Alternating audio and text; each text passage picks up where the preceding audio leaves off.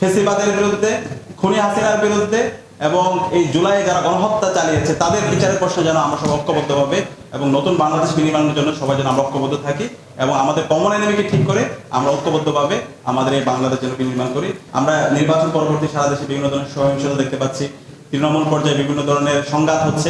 তো আমরা সবাইকে অনুরোধ করবো যেন আমরা সবাই ঐক্যবদ্ধ হই। একই সাথে বিশ্ববিদ্যালয়ে আপনারা দেখতে পেয়েছেন সেন্ট্রাল মসজিদের এটা আমাদের জায়গা থেকে বিশ্ববিদ্যালয় প্রশাসনকে বলেছি প্রায় 65 বছর পরে এই মসজিদের সংস্কার কাজ হয়েছে এবং এটার একটা পূর্ণাঙ্গ একটা কমপ্লেক্স হবে, যে কমপ্লেক্সের মধ্যে সকল ধরনের আধুনিক সেবা থাকবে এবং মেডিকেল সেন্টার এর আগে অনেক ভাই এখানে কাজ করেছে এবং সবার সার্বিক সহায়তার মাধ্যমে মেডিকেল সেন্টারের উন্নয়ন হয়েছে। এবারে আমরা ইতিমধ্যে বলেছি আমরা প্রতিনিধি শিক্ষার্থীদের কাছে জবাবদিহি করতে চাই।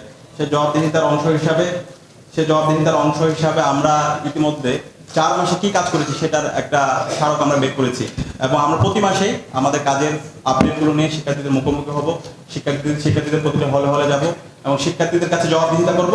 শিক্ষার্থীরা হচ্ছে আমাদের বৈধতা এবং শিক্ষার্থীদের যে আকাঙ্ক্ষা তাদের প্রত্যাশার আলোকে একটি আপনার স্বপ্নের ক্যাম্পাস বিনির্মাণ করবো ইনশাআল্লাহ।